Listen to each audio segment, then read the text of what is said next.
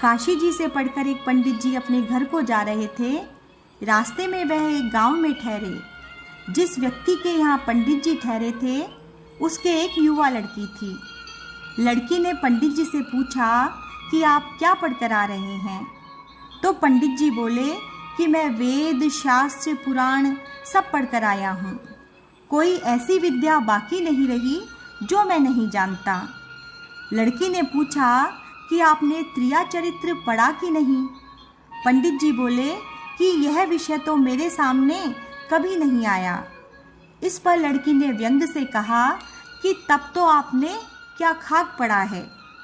पंडित जी नहा धोकर पूजा पाठ करने के लिए झोपड़े में घुसे तो पीछे पीछे लड़की भी झोपड़े में घुस गई और उसने अंदर से कुंडी लगा दी।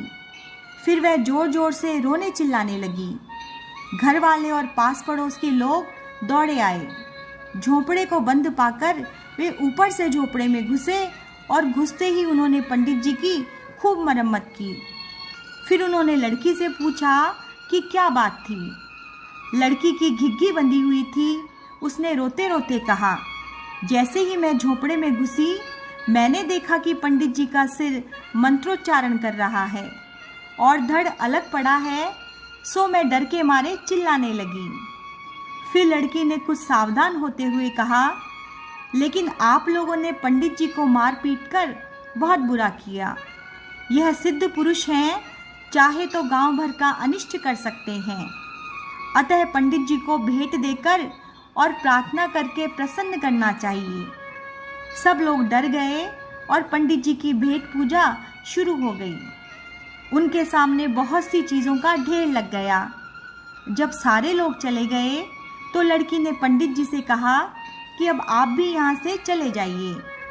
पंडित जी बोले कि तुमने त्रिया चरित्र तो बतलाया ही नहीं, वह बतला दो तो मैं चला जाऊँ।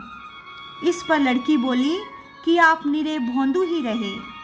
मैंने आपको अकारण ही पिटवा दिया और फिर उन्हीं पीटने वालों को मूर्ख बनाकर इतना सामान दिलवा दिया और आपकी पूजा भी करवा दी। यह त्रिया चरित्र का ही एक सबक है। पंडित जी भी जान गए कि वास्तव में यह विद्या तो बड़ी अनूठी है।